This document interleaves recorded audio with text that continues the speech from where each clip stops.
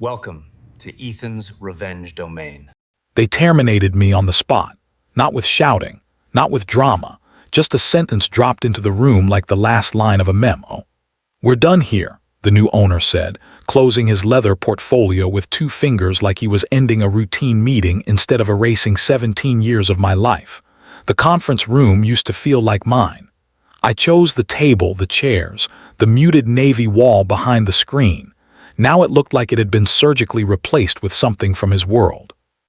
Too much glass, too much chrome, a curated view of the skyline behind him as if the city were his personal backdrop. He had one ankle resting casually on his knee. The Italian loafer was polished to the point of reflection, sock lifted just enough to show a small stitched emblem. On the table in front of him lay a tablet, its screen still bright with what he'd been doing before I walked in. A luxury watch configurator. He flicked through bezels and bracelet combos with his thumb while he dismantled my roll with his mouth. "Termination effective immediately," he said. "You'll receive the separation paperwork by end of day. HR will walk you through the standard package." He didn't look at me. He was studying a rose gold case on the screen, tilting his head slightly like this was the most important decision he'd make today. On his left, the HR director sat rigid. Printed packet folded in front of her, edges perfectly aligned, fingers laced tightly together on top of it. She stared at the corner of the table, not at me. On his right, a corporate attorney I'd never seen before hovered over a laptop. The subject line of the draft email on his screen read, "Marcus Region Line Contract Portfolio Transition, Confirmation." The new owner finally set the tablet down, face up beside his notes. A still image of a black dial and diamond hour markers stared up from the glass. "Before you go," he added, like it was an afterthought, "you'll initiate transfer of all client contracts to corporate today. No delays, no debates. Our legal team needs everything centralized under Meridian Capital Group by close of business." My hands were folded loosely on the table. My breathing was steady. To anyone glancing through the glass wall, it would have looked like any other operational check-in. "Did you hear me, Jonas?" he asked, still not really looking at me. "I heard you," I said. He smiled faintly. "Good, then we're aligned. You log into your system, you move everything into the corporate entity, and our team will handle communications from there. Clean, simple." "I'm afraid I'm unable to do that," I replied. Same calm tone, no edge, no apology. His thumb stopped halfway to the tablet. He turned his head slowly like a man forced to check whether the coffee machine had actually spoken. "Excuse me," I met his eyes, gray, sharp, used to being obeyed. "The contracts you're referring to," I said, "aren't with Northbridge Advisory as a company, and they're not with Meridian Capital Group. They're with me personally, with Jonas Hale, as an individual advisor." The HR director's head snapped up. The attorney's fingers froze over his keyboard. For a few seconds, the only sound in the room was the dull whir of the air conditioning and the muffled voices of people out in the bullpen who didn't know their firm had just been turned inside out. The new owner's name was Adrian Varner, mid-40s. Perfect hair, perfect tan, suit so precise it probably had its own travel case. He'd acquired Northbridge Advisory the way some men acquired rare cars, through a holding company, over a weekend, with bankers doing most of the talking. He gave me a flat smile. "This isn't a negotiation," he said. "We bought your firm. That includes your book of business, every client, every contract, every recurring dollar. That's what we paid for. That's what you're going to transfer." "You acquired Northbridge Advisory LLC," I said. "An entity, office lease, brand, payroll, furniture, email domains. You did not acquire my personal service agreements. Those remain where they've always been." The lawyer at his right flipped frantically through a folder, then down to his screen, scrolling. Adrian didn't bother glancing at him. "This is absurd," he said. "You can't walk in here and unilaterally decide your clients are yours after the ink is dry. That's not how this works." "I didn't decide this today," I said. "I decided it 17 years ago when I wrote the first engagement letter. Every subsequent contract your due diligence team apparently skimmed instead of reading says the same thing." The lawyer cleared his throat. "Mr. Varner," he said quietly, eyes on his screen, "I'm looking at the standard agreement template now. Section 1.1 reads, Client engages principal advisor Jonas Matthew Hale advisor in his personal professional capacity. Northbridge Advisory is listed as administrative service provider only. Adrian's jaw flexed once. Meaning, he asked, each letter clipped. The lawyer swallowed. Meaning the contracts may technically be between Mr. Hale and the clients, sir, not between the clients and Northbridge Advisory LLC. Adrian turned back to me. Is that true? He asked. It's very true, I said. Intentionally, clients hire me. Northbridge has always been the scaffolding around my work, not the other way around. You're implying, he said slowly, that we paid 8 figures for a firm whose primary revenue engine can walk out the door without handing over anything. I'm not implying, I answered. I'm clarifying. You paid for an entity. The relationships that generate the revenue you're staring at on those spreadsheets were never the entities to sell. The HR director finally found her voice. Jonas, she said softly, I'm sure we can find a cooperative solution. Everyone expected a transition period. They just need you to honor the spirit of the acquisition. The spirit of the acquisition, I said, was Meridian Capital getting a perpetual revenue stream without understanding who actually owned that stream. That misunderstanding is not my emergency. Adrian leaned forward, elbows on the table, watch cuff lifting just enough to show a sliver of deep blue dial. You really think you can hold 42 corporate contracts hostage? He asked, voice low. You have any idea how many lawyers we employ? I'm not holding anything hostage, I said. You just informed me I no longer work for this company. Our relationship ended 15 minutes ago. The client relationships you assumed were part of the package were never yours. They're mine until the clients tell me otherwise. He stared at me, and for the first time since he walked in, the casual polish cracked. The Rolex configurator glowed quietly beside his hand, some limited edition model still waiting for his decision. What he didn't realize yet was that the most expensive thing on that table wasn't on the tablet. It was sitting across from him, saying no. In 90 days, when renewal season hit and those assets refused to roll over into his structure, he was going to learn the difference between owning a company and owning the trust that kept it alive. But I'm getting ahead of myself. Let me back up and show you how a quiet, contract-obsessed consultant spent nearly 2 decades turning his name into the actual asset, and how one confident buyer who thought he'd purchased a machine discovered he'd really just bought the casing. Before we go deeper, if you've ever watched someone with more money than understanding sweep into a room and act like they own everything you built because a balance sheet told them so, hit that subscribe button. These stories help people like you realize where their real leverage is before it's tested in a room like that. Wherever you're listening, at your desk, on a commute, walking between meetings, take one slow breath. Feel the chair under you, the floor under your feet. Titles, logos, acquisition press releases, none of those are the ground you stand on. Now let's go back to where this really started. My name is Jonas Hale. I'm 51 years old. I'm not the kind of founder who gets glossy profile pieces about disruption written up in business magazines. I've never been on a panel about the future of anything. I don't have a book, no podcast, no merch. What I do have is 17 years of one very specific craft. Leverage. Not leverage in the way strategy decks throw it around, charts, arrows, buzzwords. Leverage in the boring, deadly way it actually exists, inside contracts, in who is named where. In what happens if something breaks, if someone leaves, if ownership changes hands. Before Northbridge Advisory existed, I spent 11 years inside other people's firms learning the one lesson no one ever says into a microphone. Clients do not trust logos. They tolerate them. They trust people. And whoever owns the paper that defines that relationship owns everything that comes after. My first job out of grad school was at a mid-size consulting firm that liked to call itself boutique when talking to clients and scalable when talking to investors. We did financial restructuring work for companies that had grown faster than their systems. On my first big project, I watched a senior partner named Ellis walk a manufacturing client through a brutal but necessary change to their pricing model. He'd spent months inside their numbers. He knew the names of their line workers. He could list the clients most likely to churn if prices shifted by more than 3%. When the board signed the engagement letter, they didn't ask about the firm's track record. They asked, "Will you be personally leading this?" They circled his name on the signature page.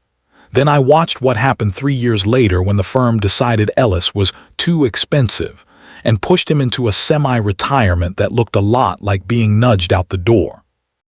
The client got a letter on firm letterhead. Due to succession planning and growth, your engagement will now be handled by partner X. Services will continue uninterrupted. The client stayed for one renewal, then quietly left. In the internal debrief, people blamed market conditions, competitive pricing, everything but the obvious. The client hadn't hired a firm. They'd hired a person. On paper, though, the firm owned that relationship. Every contract, every clause, every protection centered on the entity, not the person who'd built the trust. I watched this pattern repeat dozens of times. Rainmakers brought in business. The firm captured the economics. When those people left or were pushed aside, leadership acted shocked when clients followed them. "It's not fair," one managing director said once. "We invested in that relationship." No, I thought.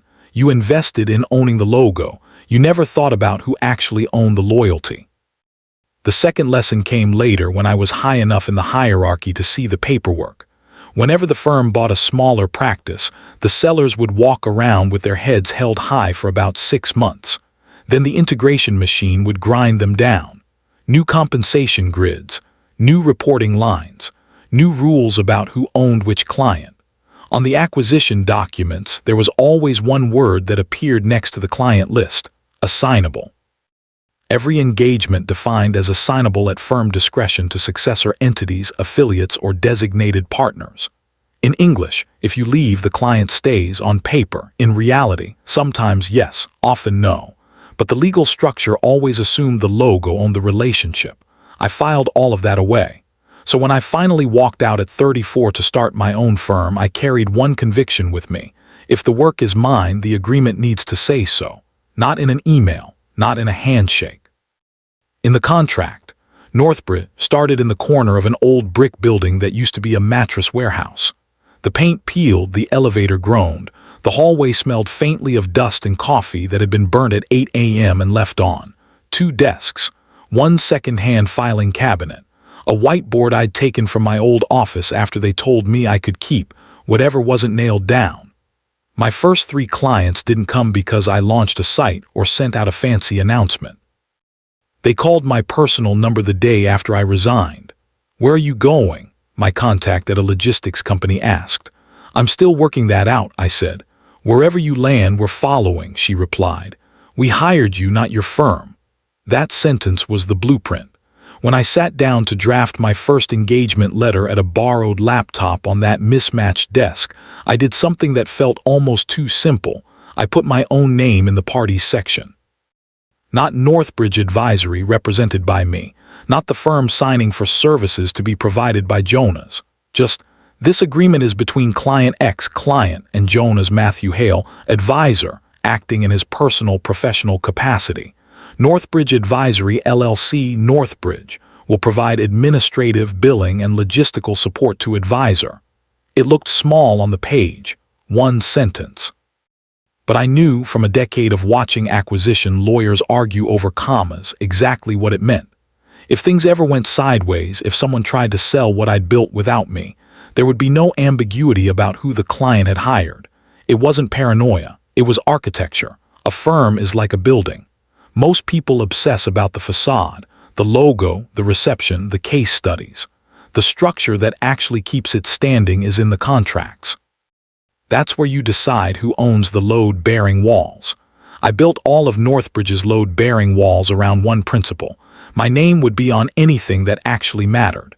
Not because my ego needed it, because I knew someone else's balance sheet would eventually try to claim ownership of my work. We grew slowly, deliberately.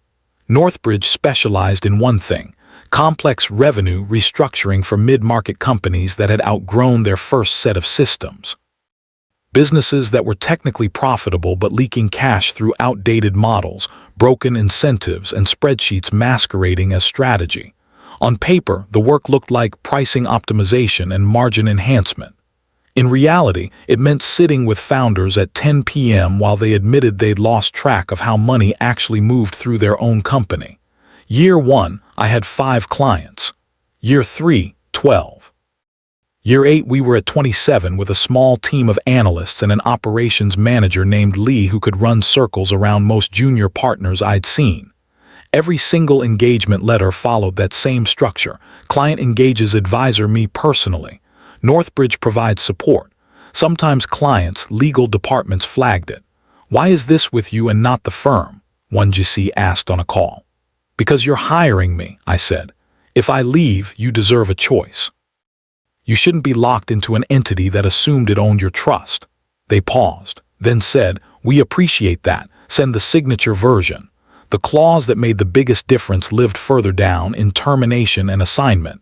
Either party may terminate this agreement upon written notice. This agreement may not be assigned by either party without the prior written consent of the other. No successors. No assigns. No may assign to affiliates at its discretion. If anyone ever wanted to move that contract, it would require 2 signatures, the client's and mine. By year 10, Northbridge had a reputation in a very specific corner of the business world. We were the firm you called when you'd already hired the big names and gotten 50 slides of analysis with no actual change. Our website was still a single page. No thought leadership. No newsletters. Just a logo, a phone number, and an email that came straight to me. When renewal season rolled around, clients didn't ask, "Are you still with Northbridge?" They asked, "Will you still be personally involved next year?" If the answer was yes, they signed. If the answer was anything less than yes, they hesitated. That was the reality the banker's brochure never captured when they pitched Northbridge as a prime strategic acquisition opportunity to a holding group like Meridian. On the deck, it probably looked perfect. Stable recurring revenue, long client tenures, attractive margins, founder in early 50s, ready to transition on the contracts. A different story. The name that mattered was mine, not the firm's. The first hint that someone was circling didn't come from my minority partner. It came from a client. Got a call from someone at Meridian, my contact at a software client said one afternoon. They asked what we thought of Northbridge. Felt like they were kicking the tires. I hadn't engaged any bankers. I hadn't hired someone to explore strategic options. But my partner, Alex, had been restless for years. He liked the idea of an exit more than the work that made one possible. When I asked him about it, he didn't bother pretending. Look, Jonas, he said, we're at a stage where it makes sense to think about liquidity. We're not getting younger. An exit now at a good multiple sets us all up. We, I asked. Northbridge, he said quickly. You, me, Lee, the team. I told him the same thing I told skeptical GCs and junior lawyers for 17 years. Our revenue doesn't belong to Northbridge, I said. It flows through it. There's a difference. He rolled his eyes. Contracts can be papered around, he said. That's what legal is for. He was right about one thing. Legal did get involved. They crafted reps and warranties, earn-out structures, non-competes, non-solicits. And I read every word that mentioned clients, everyone. Where their lawyers tried to insert assignable, I pushed it out. Where they tried to define the client list as assets of Northbridge, I drew a line through it and wrote, Northbridge performs administrative services in connection with advisors' personal service agreements. Northbridge does not own such agreements, nor may they be assigned without client and advisor consent. My lawyer backed me. They can't sell something you don't own, she said. If they want your participation, they'll sign. If they don't, you shouldn't be in the deal anyway. Meridian's team grumbled. They adjusted language. They convinced themselves the structure was a nuance, not a warning. Because people in Adrian's position are used to believing that if they pay enough, reality will conform to their spreadsheets. The deal closed in late March. Northbridge Advisory became Northbridge, a Meridian company. My email signature got longer. My contracts didn't change. The first 3 months after the acquisition were quiet. Same office, same desks, same analysts. Meridian's integration team floated through with slide decks about synergies and centers of excellence. Adrian visited twice. The first time he did the charm offensive. I've admired what you've built, he said, standing in my doorway, hands in his pockets. We're not here to break your culture. We're here to amplify it. He asked a few questions about my background, laughed at one of my dry comments about consultants who never see the shop floor, told me any changes would be gradual and thoughtful. The second visit was different. He came with his head of finance and a model they'd built based on assumptions about how fast they could optimize Northbridge, which translated meant phase out founder, replace with cheaper executives, harden brand dependence. They walked me through my own P&L line by line. When they hit my compensation, the finance lead made a face. "Frankly, Jonas, this structure isn't sustainable long term," she said. "You capture too much of the economics for a single producer." "I capture the economics I generate," I said. "The firm benefits from the structure around it." Adrian smiled, all professionalism.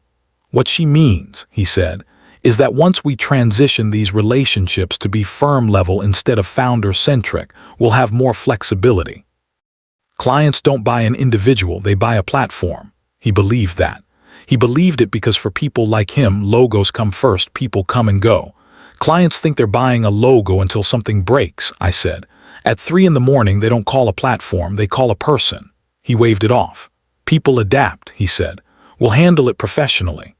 3 weeks later, the termination meeting landed on my calendar as a 15-minute update strategic alignment.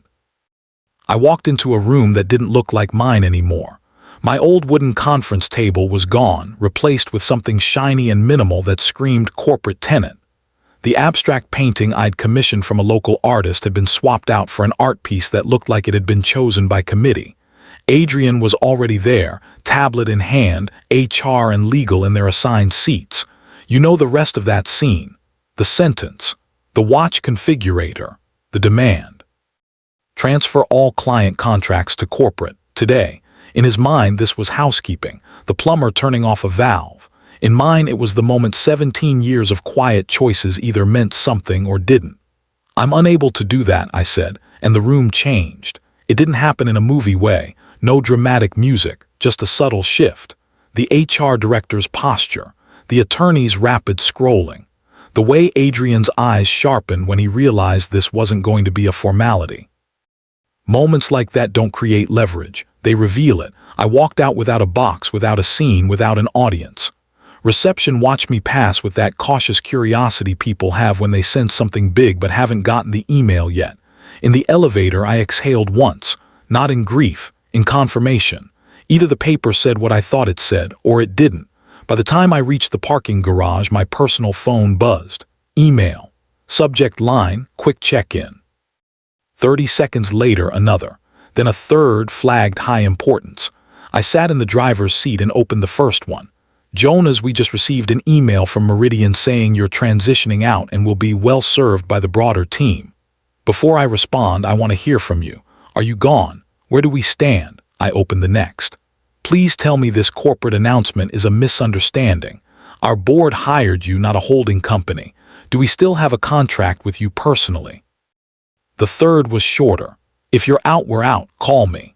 The transition email from Meridian had gone out exactly 8 minutes after my termination. "Dear valued partner," it began. "As part of our continued growth, we are excited to fully integrate Northbridge Advisory into Meridian Capital Group. Your services will continue uninterrupted under our expanded platform.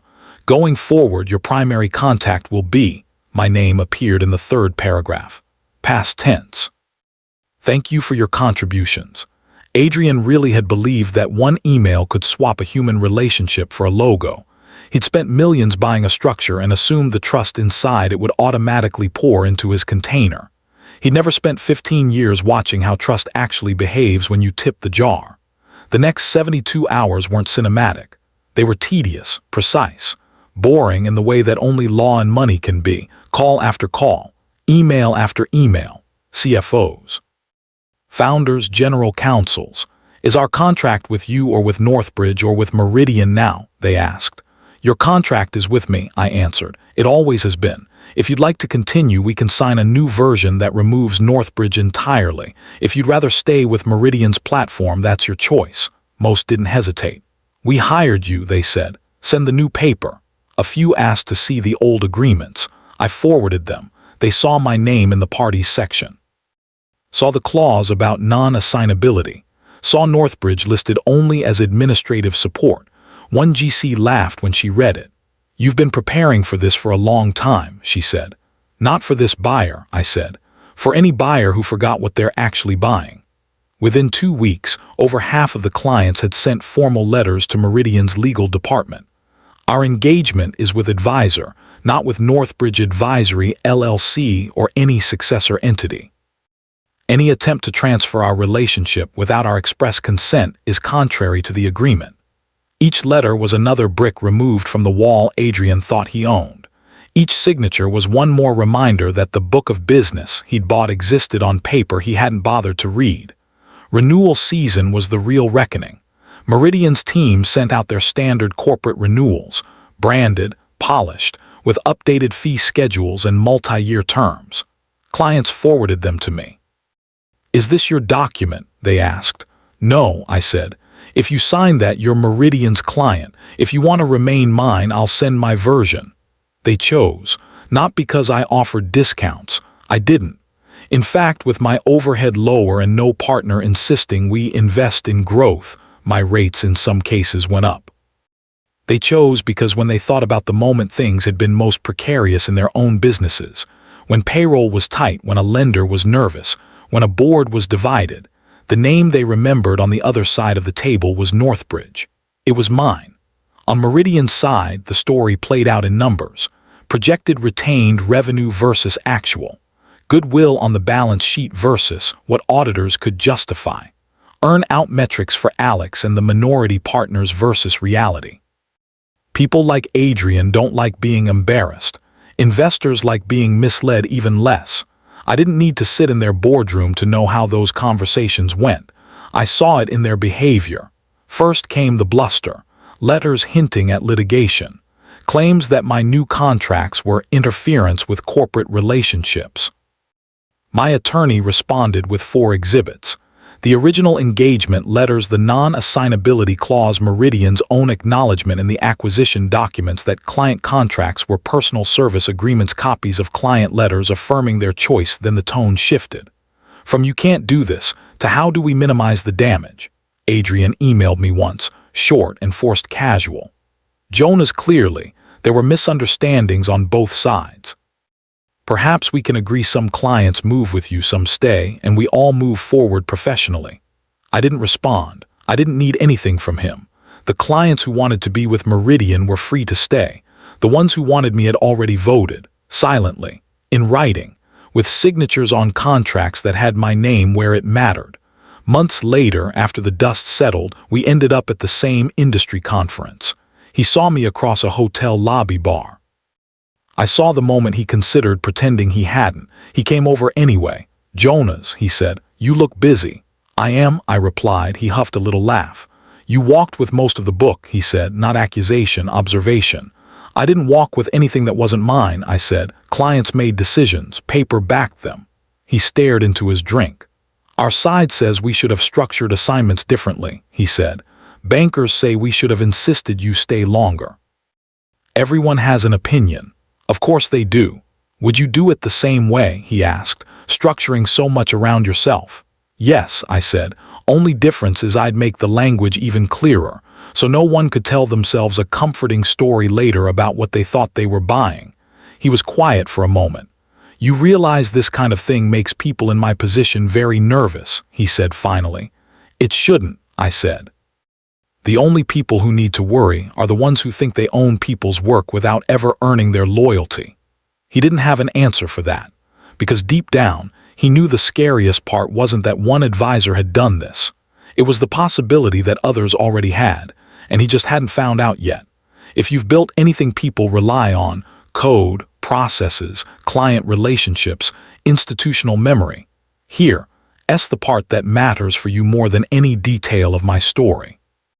Leverage isn't how important you feel. It's what the paper says. You can be the backbone of a company and have zero leverage if every agreement says the client belongs to the entity. Your duties are as assigned, and everything you create is work for hire. You can also look insignificant on the org chart and hold enormous quiet power because your name is where it counts, because your rights are spelled out in clauses no one read until it was too late. Most people only think about this after they've been cut off mid-sentence in a room like that conference room. After someone like Adrian leans back, glances at their watch and says, "We're done here." That is not the moment to start caring what Section 2.1 says. That's the moment you discover whether you were careful or careless 5, 10, 15 years ago. If you remember only one line from anything I've said, let it be this: if the work is yours, the agreement needs to say so. Implied. Not everyone understands, in writing. And if you ever find yourself on the far side of a Chrome table with someone scrolling casually through a catalog while they assume you're going to comply, you don't need to shout. You don't need to threaten. You don't need to perform. You just need to know with absolute certainty what the contracts say. So when they say, transfer all client contracts to corporate today, you can smile, keep your voice steady, and answer, "I'm unable to do that."